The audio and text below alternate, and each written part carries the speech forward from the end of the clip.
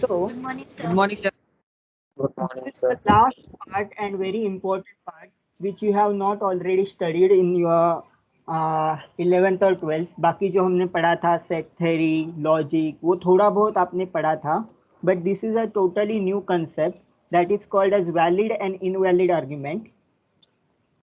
So let us see what is this valid and invalid argument. Okay, so first of all, what is the argument in mathematics? Mathematics में ऐसा नहीं होता कि आपने बोल दिया कि आर्ग्यूमेंट हुआ है मेरे दोस्त के साथ, मतलब मेरा झगड़ा हुआ है, ऐसा कुछ नहीं होता है. It is a different meaning. Mathematics में आर्ग्यूमेंट जो होता है, it is a process of arriving at the deduction. Okay, तो इसके जब एग्जांपल्स देखेंगे वैलिड एंड इनवैलिड आर्ग्यूमेंट के, तो पहले देखते हैं कि what is the valid argument and what is the invalid argument, and when we can say that it is a valid argument or it is not a valid argument, logic वो भी हम देखेंगे इसमें. तो इन जनरल हम लोग कुछ कुछ स्टेटमेंट्स बोलते हैं. फॉर एग्जांपल आपको कुछ कंक्लूजन पे पहुंचना है, it is following the process. First statement, second statement, third statement. Consider this argument. First statement is, ये आर्ग्यूमेंट का first statement is, if Socrates is a man and Socrates is mortal. This is your first statement. This is your second statement, and this is your third statement. So first statement is, if Socrates is a man and Socrates is a mortal. Second statement बोलता है Socrates is a man, and third statement बोलता है therefore Socrates is a mortal. So this argument consists of how many statements? There are 3 statements in the argument. कितने statement किया है? आपने court का process देखा है कभी कभी, कभी भी मूवीज में वगैरह? तो जजेस जब डिसीजन देते हैं उसके पहले बहुत सारे आर्ग्यूमेंट होते हैं. एक फॉर में होता है, एक अगेंस्ट में होता है. फॉर के लिए डिफरेंट लॉयर होता है, अगेंस्ट के लिए डिफरेंट लॉयर होता है. And after reaching all these arguments, the judge arrive at the decision. तो जो डिसीजन स्टेटमेंट होता है इसको हम लोग बोलते हैं कंक्लूजन.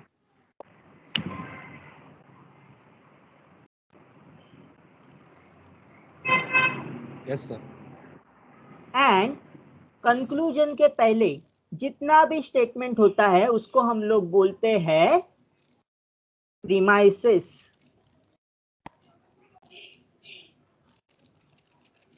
ओके, तो ये दो वर्ड का मीनिंग समझो कि आपका जो कंक्लूजन होता है वो हमेशा देयरफॉर सिंबल के बाद फॉलो होता है.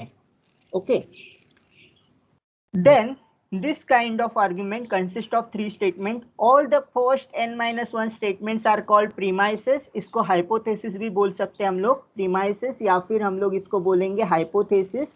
And जो लास्ट का स्टेटमेंट होगा उसको हम लोग बोलेंगे conclusion. Okay, so what is argument? Argument is a sequence of a statement in which first n-1 statements are called premises or hypothesis, and last statement follows with therefore symbol, and that statement is called as conclusion statement. Okay, तो ये argument समझा क्या होता है? If you are asked to define the argument, you will define it like this. Before going to the formal definition, ये statement का form हम लोग statement variable के form में लिखते हैं. What is the statement form? If P then Q. ये पहला वाला स्टेटमेंट का फॉर्म क्या है? If P then Q. Second वाला स्टेटमेंट क्या है? P है. और थर्ड वाला स्टेटमेंट क्या है? Q है. ओके, ये समझे यहां तक? Yes, sir.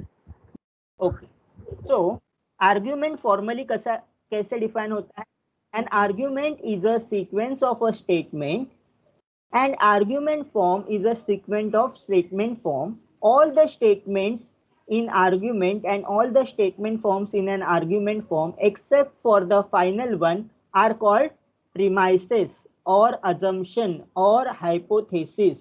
ये जो तीन मैंने बताया, 3 स्टेटमेंट का आर्ग्यूमेंट है, तो पहले दो स्टेटमेंट क्या होंगे, प्रीमाइसेस और हाइपोथेसिस और assumptions, एंड लास्ट स्टेटमेंट क्या होगा, कंक्लूजन. द फाइनल स्टेटमेंट और statement form is called conclusion. The symbol therefore is normally placed just before the conclusion. So conclusion को कैसे आइडेंटिफाई करना है आपको, कंक्लूजन का आइडेंटिफाई करने का तरीका क्या है, देयरफॉर. देयरफॉर के बाद जो स्टेटमेंट होता है वो आपका कंक्लूजन होता है. उसके पहले के जो स्टेटमेंट होते हैं वो आपके हाइपोथेसिस और प्रीमाइसेस होते हैं. ओके, ठीक है. सो पहले n-1 स्टेटमेंट, अगर आर्ग्यूमेंट में n स्टेटमेंट है तो पहले n- स्टेटमेंट हाइपोथेसिस होंगे, लास्ट का स्टेटमेंट कंक्लूजन होगा. ओके, नाउ कब हम इसको आर्ग्यूमेंट को वैलिड और इनवैलिड कब बोल सकते हैं, आर्ग्यूमेंट फॉर्म को वैलिड बोल सकते हैं जब आपके जो हाइपोथेसिस स्टेटमेंट्स है उनके ट्रू वैल्यूज होंगे. जहां पे भी सब हाइपोथेसिस स्टेटमेंट के जब ट्रू वैल्यूज होंगे, मतलब पहला स्टेटमेंट का भी ट्रू वैल्यू होना चाहिए, सेकंड स्टेटमेंट का भी ट्रू वैल्यू होना चाहिए और कंक्लूजन का भी ट्रू वैल्यू होना चाहिए. अगर ऐसा हुआ कि आपके हाइपोथेसिस ट्रू है, दोनों स्टेटमेंट ट्रू है और कंक्लूजन आपका फॉल्स है, तो इसको बोलेंगे वैलिड आर्ग्यूमेंट, इसको बोलेंगे इनवैलिड आर्ग्यूमेंट. तो जब आपके हाइपोथेसिस स्टेटमेंट ट्रू है और कंक्लूजन भी ट्रू है तो इसको क्या बोलेंगे हम लोग, वैलिड आर्ग्यूमेंट. अगर आपके हाइपोथेसिस ट्रू है, कंक्लूजन फॉल्स है, तो इसको क्या बोलेंगे, इनवैलिड आर्ग्यूमेंट. और जब आपके हाइपोथेसिस में एक भी स्टेटमेंट फॉल्स है तो हम लोग इस पे ऊपर चेक ही नहीं करेंगे. We will not check when your hypothesis में कोई भी स्टेटमेंट फॉल्स होगा, तो हम लोग इसका चेकिंग नहीं करेंगे. Understood this. जब दोनों हाइपोथेसिस ट्रू है तो कंक्लूजन भी ट्रू है तो वैलिड आर्ग्यूमेंट, दोनों हाइपोथेसिस ट्रू है कंक्लूजन फॉल्स है तो आपका इनवैलिड आर्ग्यूमेंट. ये ध्यान में रखो. ओके, टू से an argument form is a valid that no matter what particular statement are substituted in the statement variable in its premises, if the resulting premises are all true, then the conclusion is also true. To say argument is valid, that means its form is valid. So ये सब जो है हम लोग example के साथ देखेंगे. Okay, so what does this say, testing an argument form for the validity. So first step क्या होता है, identify the premises and the conclusion from the argument form. Second statement क्या होता है, construct a truth table showing truth values of all the premises and the conclusion. The row of truth table in which all the premises are true are called critical row. If there is a critical row in which conclusion is false, then the possible argument or given form have false conclusion. So this form is invalid. Otherwise, if the conclusion in every critical row is true, then argument form is valid. अभी आपको ये कुछ नहीं समझा होगा, मुझे पक्का guarantee है. ठीक है, तो इसको एग्जाम्पल के थ्रू समझने की कोशिश करते हैं. So let us, my argument will be P implies Q, then P, and therefore Q. Now tell me, what does this first two statements are called? Hypothesis. Hypothesis और प्रीमाइसेस. यहाँ पे क्या यूज किया है, यहाँ पे वर्ड प्रीमाइसेस यूज किया है, तो मैं प्रीमाइसेस यूज करूंगा तो आपको फॉलो करना बहुत इजी होगा. हाइपोथेसिस लिखा तो भी कोई रॉन्ग नहीं है, करेक्ट ही है. प्रीमाइसेस और last statement is called conclusion. Last statement is called conclusion. Okay, so ये दो स्टेटमेंट प्रीमाइसेस है, ये स्टेटमेंट जो है कंक्लूजन है. So let us change the color. P, Q, you want this truth table, P, Q, then you want P implies Q, और मैं P फिर से लिखता हूं एंड लास्ट स्टेटमेंट Q फिर से लिखता हूं. ये मैं क्यों कर रहा हूं, क्योंकि ये जो दो स्टेटमेंट है, let us write the truth table first. P का वैल्यू क्या होगा, true true, false false. This value will be true false true false. P implies Q का फॉर्म बताओ मुझे।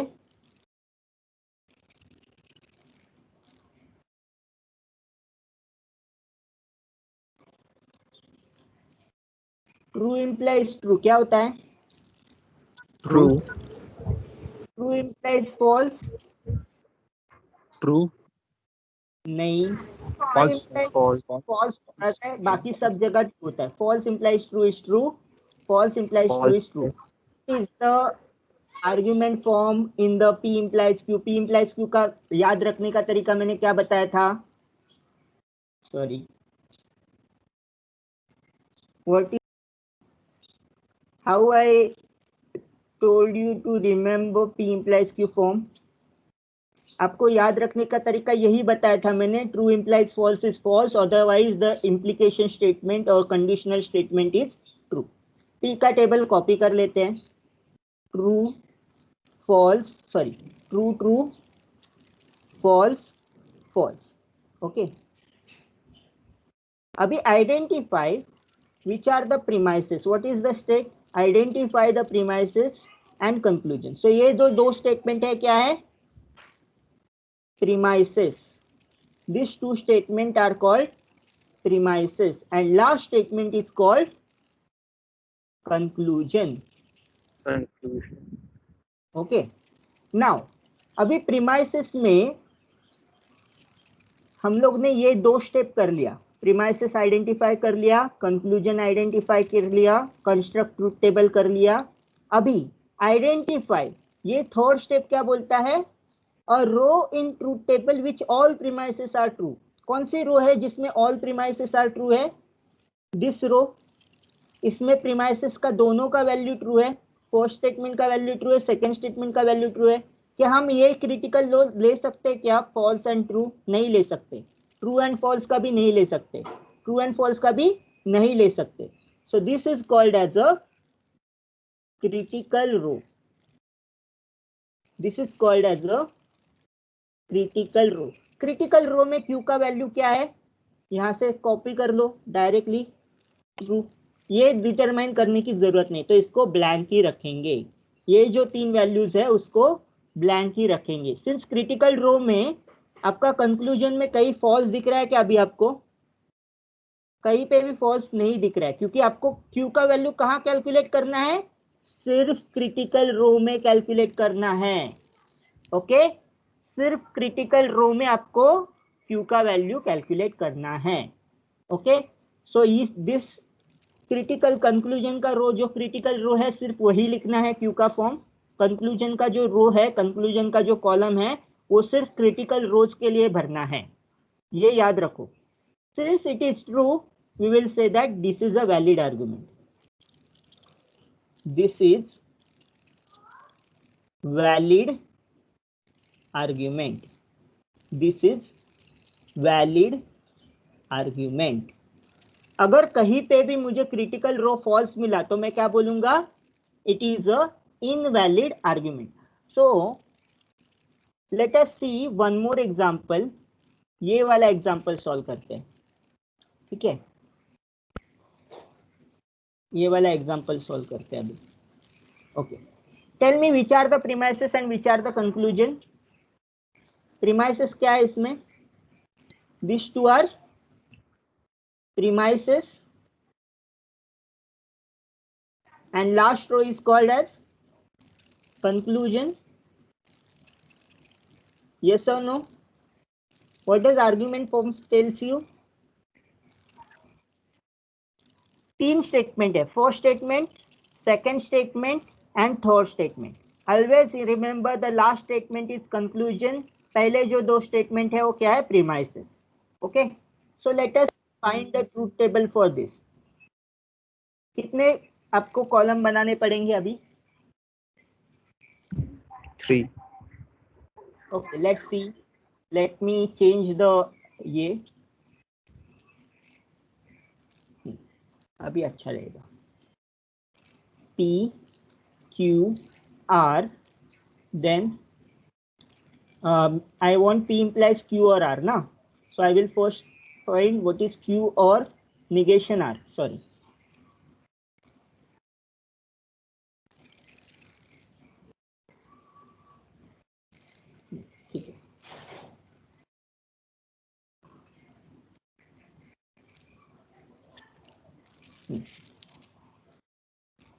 आपको P मिला, आपको Q मिला, आपको R मिला.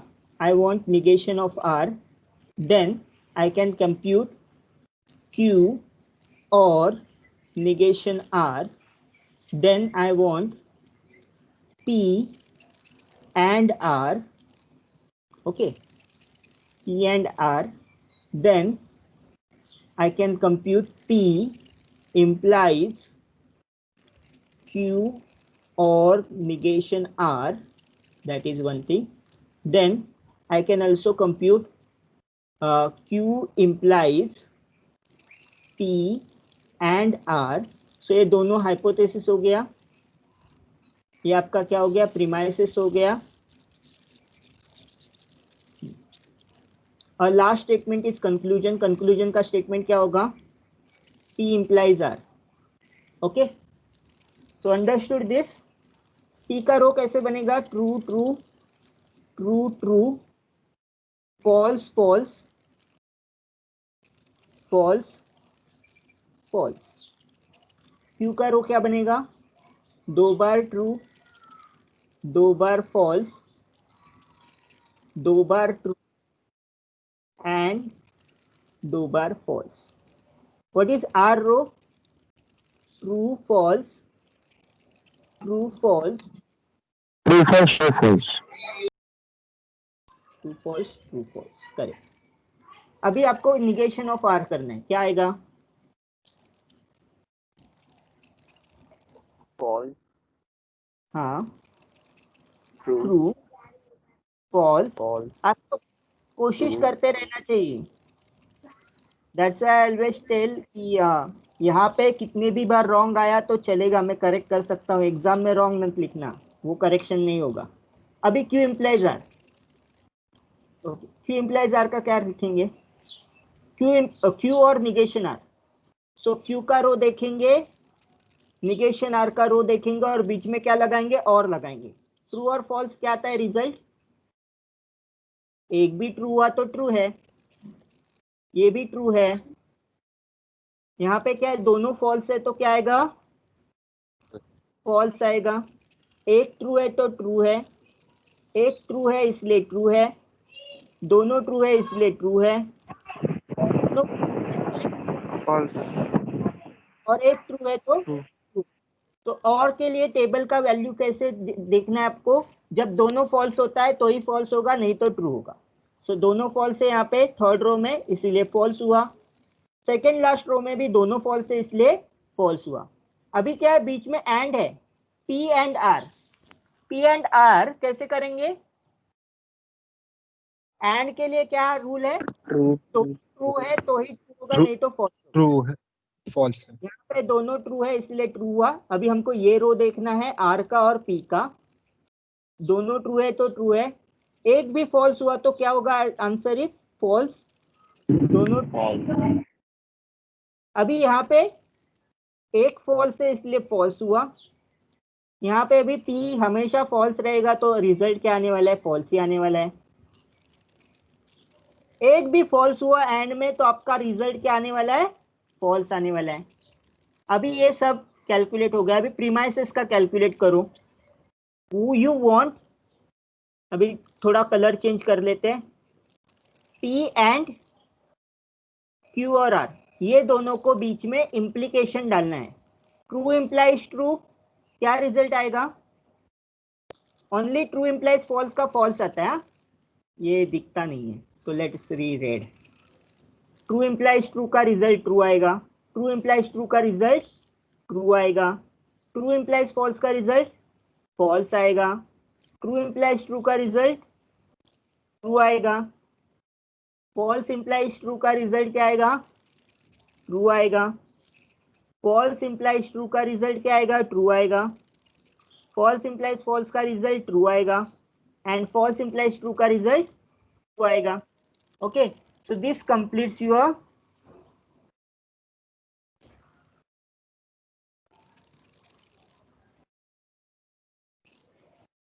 ठीक है.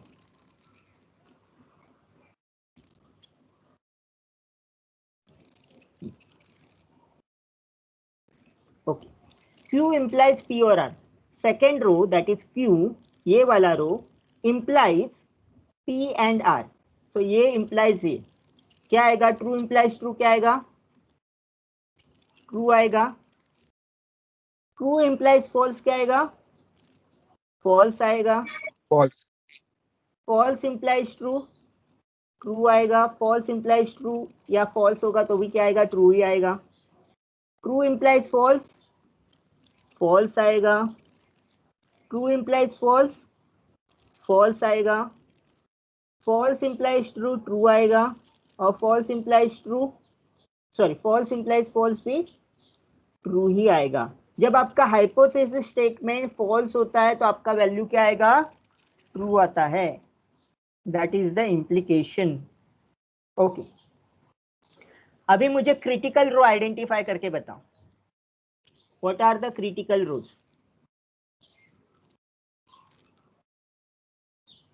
व्हाट आर द क्रिटिकल रोज?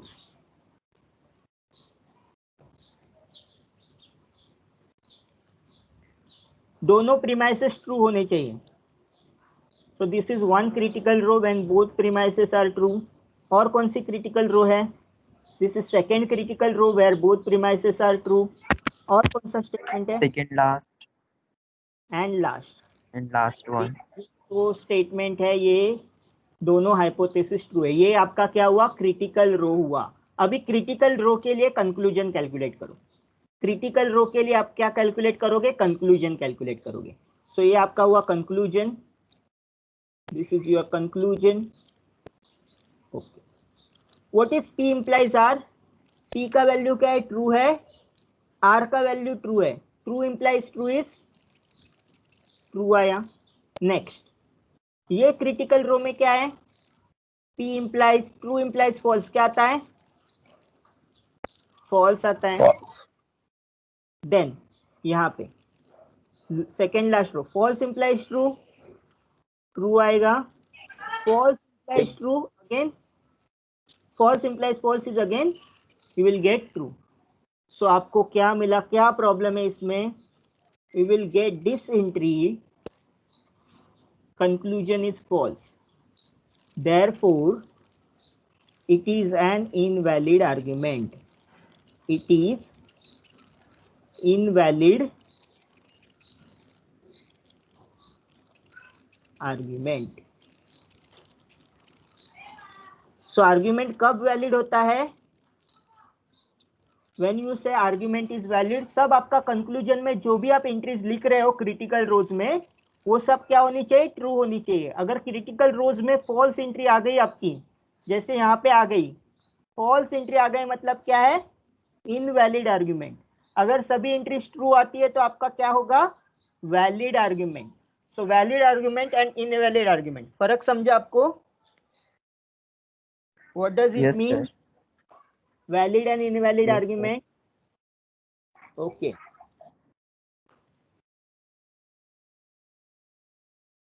ठीक है. Okay, this much is on this page. 21st. There are special forms. Okay, ये जो स्पेशल फॉर्म्स है वो आप हर जगह यूज कर सकते हो.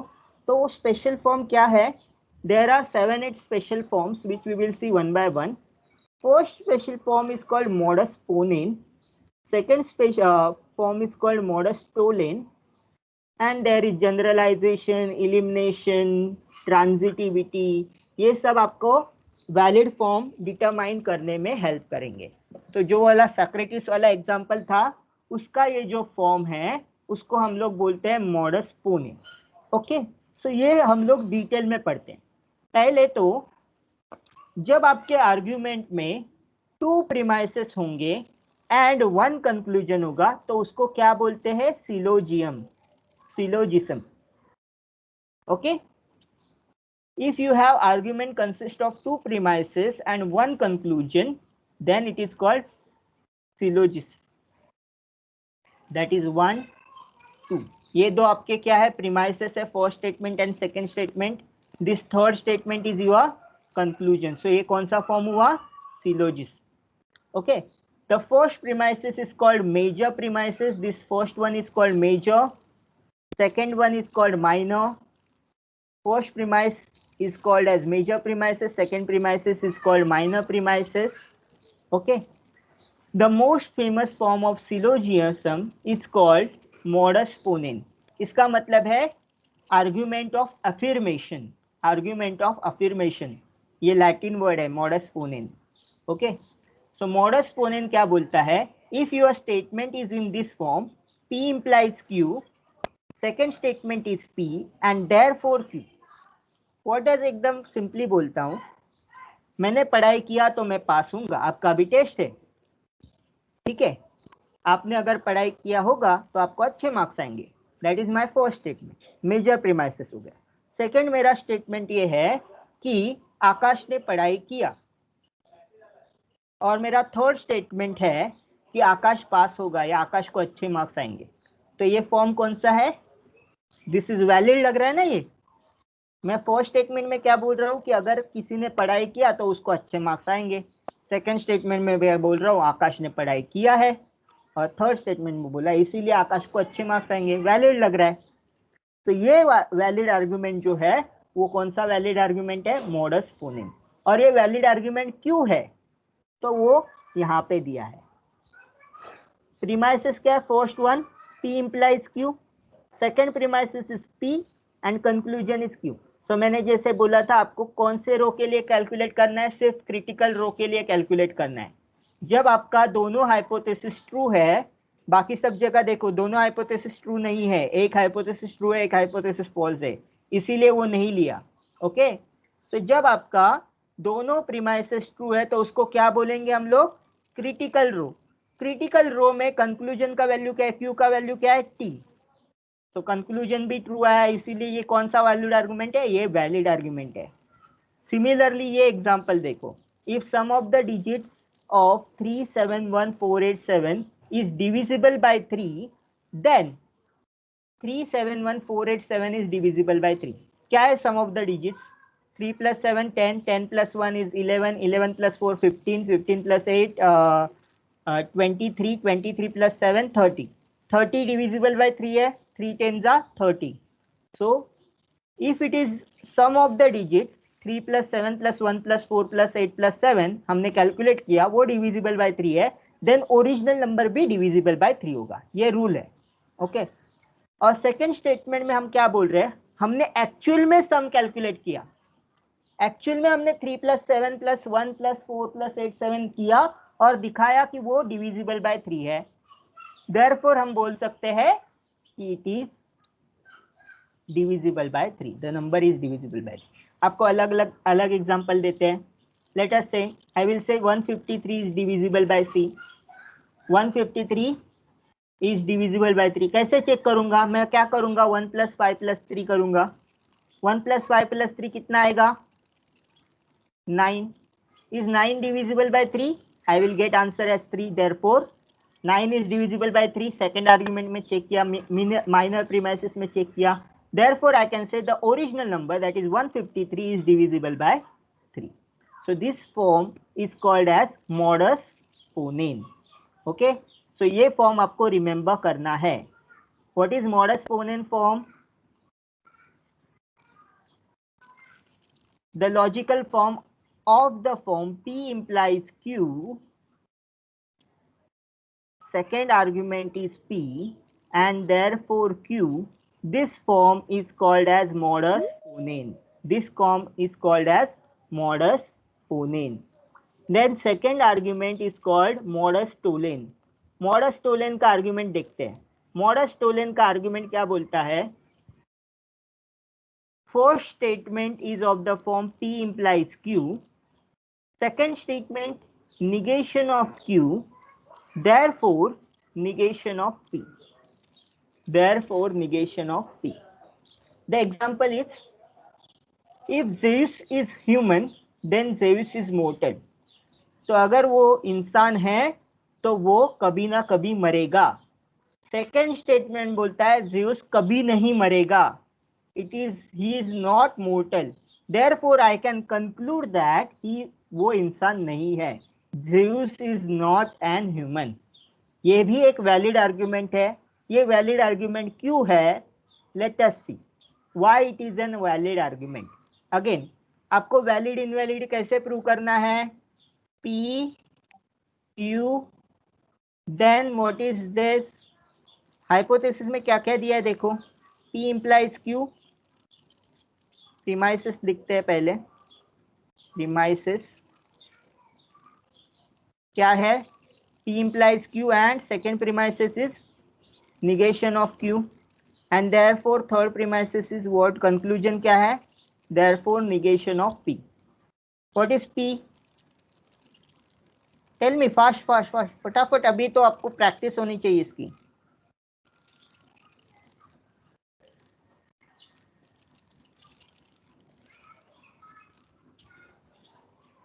What is P implies Q? फटाफट बोलो, फटाफट बोलो. True, false, true, True. true. True false true True, true, false, एकदम रट्टा मारने true, जैसा है, true. क्योंकि P implies Q डायरेक्टली दिया है, ऐसे चेक करने की जरूरत नहीं है स्टेटमेंट बाय स्टेटमेंट. और याद रखने का तरीका मैंने क्या बोला? True implies false is false, otherwise it is true. False, true, false, true. Now tell me, which is the critical row? इसमें critical row कौन सा है? So last. Last one is the critical row. So let us highlight this last one row, which is a critical row, because both the statement are true, therefore this is a critical row. What is the conclusion there? Conclusion क्या होगा? Negation P क्या होगा? If P is false, यहाँ पे P false है तो negation क्या होगा? True होगा. So अगर मैं लिखूंगा यहाँ पे तो क्या आएगा? लिखने के लिए मैं लिख सकता हूँ पूरा table, negation P. For example, false, false, true, true. But ये तीनों की मुझे जरूरत नहीं है. I don't want these three. I just want last entry. क्योंकि लास्ट एंट्री क्या होता है आपका?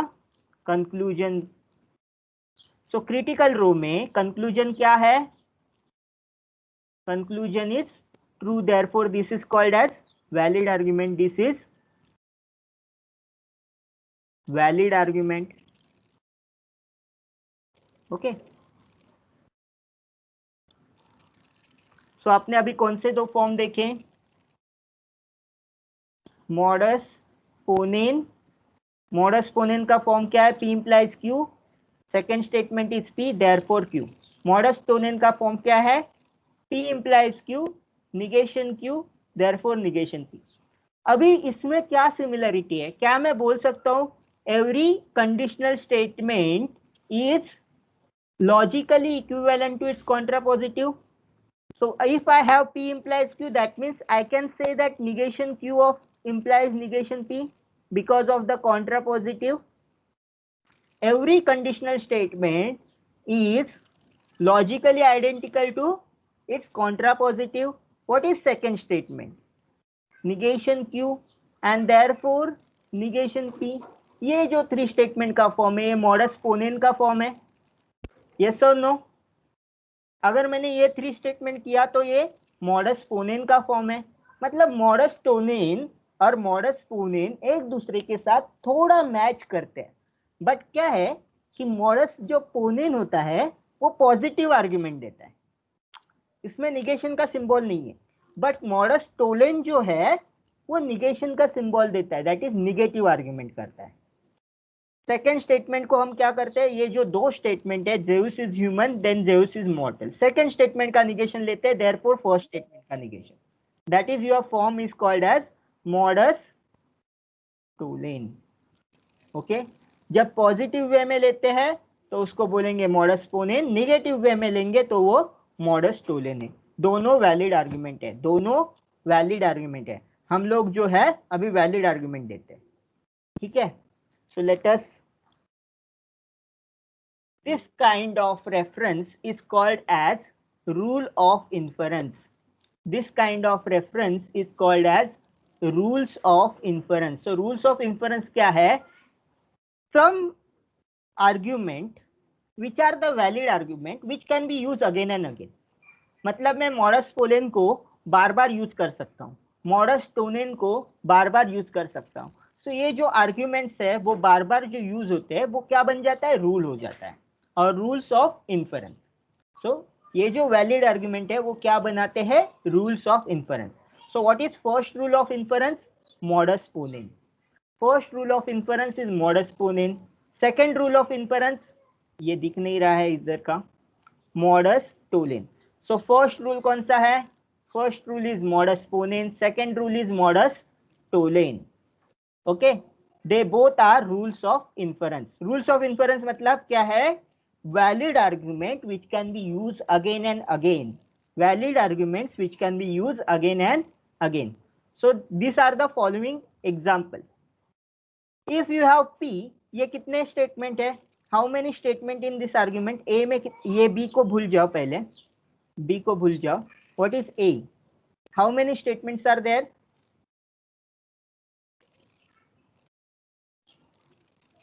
how many statements are there, hello, कितने Yes, sir. स्टेटमेंट, कितने स्टेटमेंट है इस आर्ग्यूमेंट में, 2 टू स्टेटमेंट। फर्स्ट स्टेटमेंट क्या है, फर्स्ट स्टेटमेंट क्या है, P पी को क्या बोलेंगे हम लोग, premises और last statement that is P और क्यू, उसको क्या बोलेंगे, Conclusion. तो इसका वैलिडिटी चेक करते हैं। वैलिडिटी चेक करने के लिए आपको क्या करना पड़ेगा, ट्रूथ टेबल बनाना पड़ेगा। P implies Q, this is the premises and this is the conclusion, right? This one is premises and last row is called conclusion. Okay, तो पूरा नहीं लिख रहा हूँ। What is P? True, true, false, false. What is Q? True, false, true, false. P को again लिखेंगे क्योंकि premises है, इसीलिए ये है। What are the critical rows over here?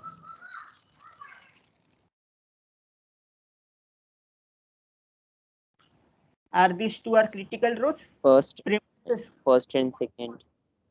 First row, two rows are critical rows. What are the conclusion? Yes. What implies Q? True imply true or Q? True. True. or false? True. True. बाकी का calculate करने की हमको जरूरत नहीं है, जरूरत ही नहीं है। ये ट्रू आएगा, लास्ट का फॉल्स आएगा, बट वो कैलकुलेट करने की जरूरत नहीं है। सिंस दोनों ट्रू आया, therefore I can conclude that it is a valid argument. It is valid argument. आपको सिर्फ क्या देखना है, क्रिटिकल रो के लिए आपको कंक्लूजन की वैल्यू कैलकुलेट करना है। अगर कंक्लूजन की वैल्यू सब ट्रू है तो वैलिड है, अगर एक भी वैल्यू फॉल्स आती है तो आपको क्या बोलना है, इनवैलिड आर्ग्यूमेंट। इसका एग्जांपल देख के आपको ये समझ में आएगा ये क्यों वैलिड आर्ग्यूमेंट है। एंटन इज यूनियन, therefore more generally Anton is either junior or senior. Can this is a valid argument. मैं पहले इसमें बोल रहा हूँ कि वो जूनियर है, सेकंड इसमें बोल रहा हूँ वो आइदर जूनियर है या फिर सीनियर है, ये वैलिड आर्ग्यूमेंट है। क्योंकि जूनियर है, ये ट्रू है, तो वो सेकंड स्टेटमेंट ट्रू आने वाला है। क्योंकि और में क्या होता है, और में उसका एक भी स्टेटमेंट ट्रू होता है तो उसका रिजल्ट क्या होता है, ट्रू होता है। True. तो फर्स्ट मैंने ऑलरेडी अज्यूम किया, हाइपोथेसिस को ऑलरेडी अज्यूम करना है कि वो ट्रू है, ठीक है। सो मैथमेटिक्स में ये जो हाइपोथेसिस है, हाइपोथेसिस का मतलब होता है something less than theory. Theory का मतलब क्या होता है कि आपने वो प्रूव किया हुआ है, आप उसको प्रूव कर सकते हो। फॉर एग्जाम्पल मैं आपको एक हाइपोथेसिस देता हूँ जो ज्योमेट्री का हाइपोथेसिस है, यूक्लिडियन ज्योमेट्री का, कि अगर आपके पास एक लाइन है, यहाँ पे ड्रॉ करके देता हूँ, if I have a line and I have a one point which does not lie on the line, then Euclidean geometry says कि ये पॉइंट से मैं एक ही पैरेलल लाइन इसको बना सकता हूँ। एक ही लाइन ऐसा होगा जो ये पॉइंट से जाएगा और पैरेलल होगा इससे, ओके। मैं कोई और लाइन नहीं बना सकता, okay. Whereas if in 3 dimension I can have the multiple lines which can be parallel, and there in the ये 2 डायमेंशन में ये हाइपोथेसिस करेक्ट है, बट 3 डायमेंशन में हाइपोथेसिस नहीं करेक्ट है, okay. So hypothesis is something आपको जो assume करने को बोलते हैं या फिर वो जनरल एक्सपीरियंस से साथ आता है। फॉर एग्जाम्पल जब फिजिक्स की बात करते हो तो ये हाइपोथेसिस क्या होता है, gravitational hypothesis. What does it says?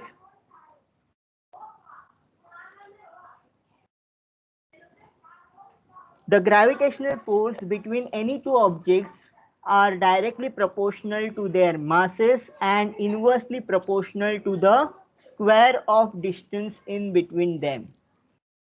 That is called as a hypothesis. ये hypothesis कैसे आया? इसको प्रूव नहीं कर सकते बट इसको ऑब्जर्व कर सकते हो आप लोग, डेली लाइफ में आप इसको ऑब्जर्व कर सकते हो, तो वो जो होता है उसको हाइपोथेसिस बोलते हैं। और हाइपोथेसिस से सम थ्योरी डेवलप होता है जिसको हम लोग बोलते हैं conclusion. Okay, Yes, sir. Okay, ठीक है। Now second thing is specialization. What is specialisation?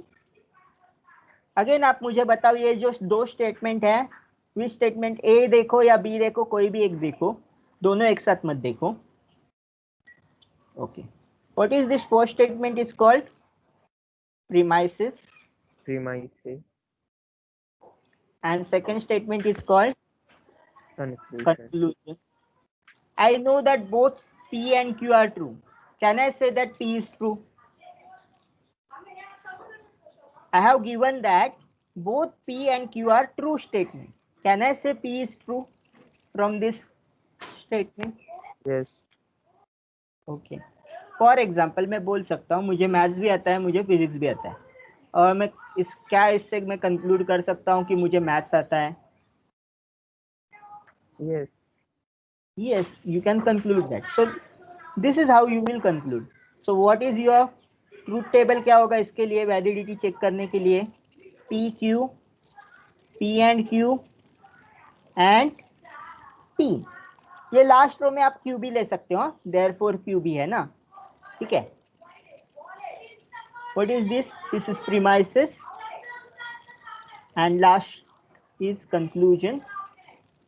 I will write CON only.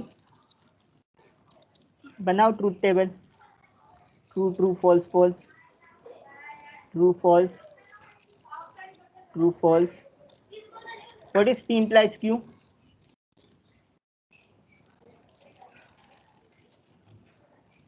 Yes, tell me and का ट्रूथ टेबल बताओ। T, True T, and T. Truth, truth, truth, and बाकी false. आपने और का बता दिया। एक ट्रू एक फॉल्स है तो Sorry, आपका sir. फॉल्स आएगा। False. Okay, F. तो ये कंफ्यूजन बहुत सारे लोग करते हैं। So what is your critical row here? Critical row First identify. First one is your critical row. What is conclusion? True. Similarly B को भी आप वैलिड आर्गुमेंट बता सकते हैं। Therefore this argument is which argument? Valid argument. This argument is called as valid argument. Okay, let's this Yes, rule sir. is called as specialization. So हमने क्या देखा? generalization P, therefore P or Q is called generalization. Second, specialization, if you have given P and Q then you can conclude P or you can conclude Q. This argument is called as specialization. Then third type of argument is called elimination. Okay, so यहाँ पे एक example दिया है, एनानोस numerical analysis and एनानोस graph algorithm. Therefore in particular I will say that एनानोस graph algorithm, और I can write in particular एनानोस न्यूमेरिकल एनालिसिस। जैसे मैंने फिजिक्स मैथ्स का लिया, मुझे अगर मैथ्स और फिजिक्स दोनों आता है तो मुझे मैथ्स भी आएगा और मुझे फिजिक्स भी आएगा। ओके, सिमिलरली यहाँ पे मुझे दिया गया है P और Q and I am knowing that Q is not true, then I can conclude P. See, ये एग्जाम्पल से समझने की कोशिश करते हैं। I have given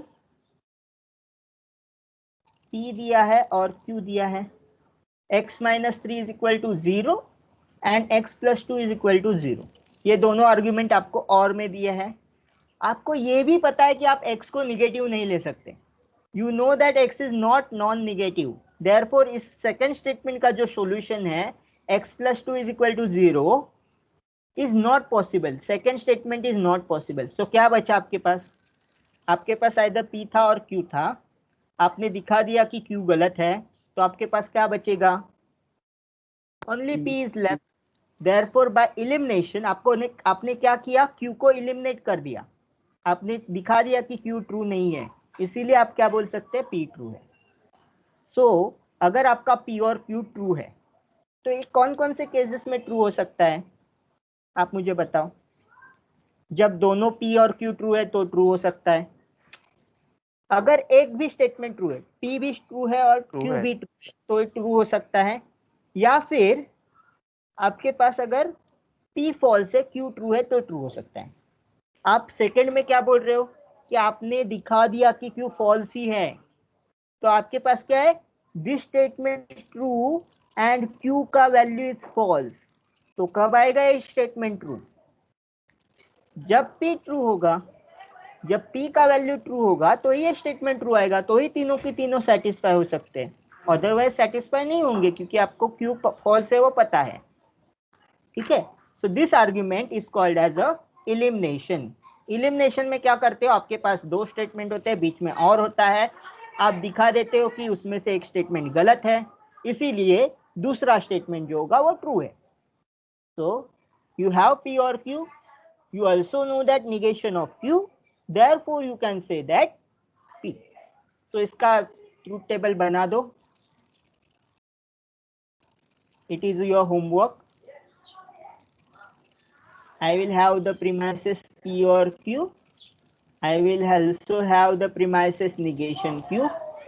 Therefore negation p. So these two are your hypothesis Sir, or it is premise. negation P or only P?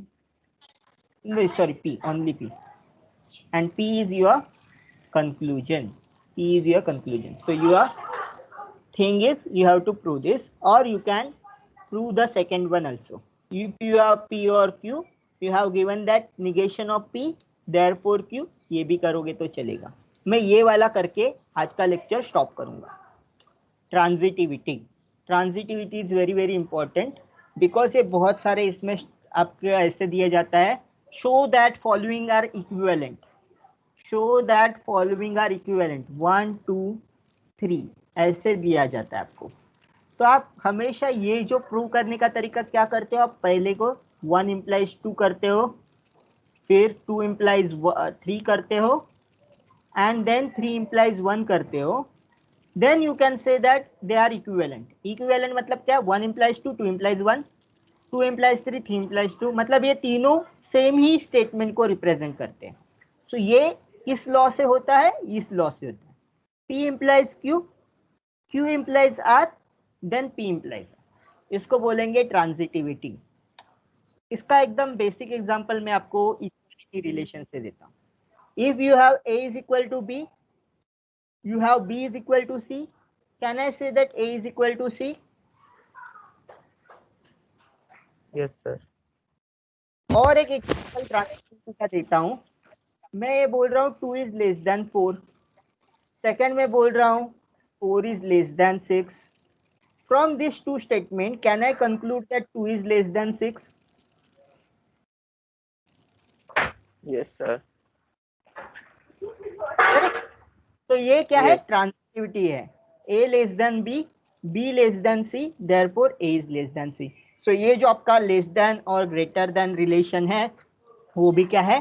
Transitive relation है. सो relation में हम लोग डिटेल में पढ़ेंगे ये, बट अभी के लिए आप आर्ग्यूमेंट फॉर्म में पढ़ो. That is P implies Q दिया है, Q इम्प्लाइज R दिया है, therefore P इम्प्लाइज R. इसका एग्जाम्पल भी उन्होंने दिया है. If n is divisible by 18, then n is divisible by 9. This is of the form P implies Q. Second is of the form Q implies R. That is, if n is divisible by 9, then sum of the digits of n is also divisible by 9. And therefore, you can write P implies R. That is, if n is divisible by 18, then sum of the digits of n is divisible by 9. Okay? So इसको solve करते हैं. Again मैं वो दूसरा वाला square वाला लेता हूँ, so that वो क्लियर हो जाएगा आपको. ठीक है? कितने आया? 1 2 3 4 5 6 7 8 ठीक है, कर लेते हैं, इसमें ही एडजस्ट कर लेते हैं थोड़ा. P Q R, what you want first statement to be? P implies Q, that is your first statement. Then ये एक एक लाइन छोड़ के लिखते हैं मुझे पूरे का वो, so that आपको भी कंफ्यूजन नहीं होगा. P Q R लिख दिया, मैं हाइपोथेसिस लिखता हूँ P implies Q. Second hypothesis is Q implies R, and conclusion is P implies R. Tell me the values. True, true, false, false, false.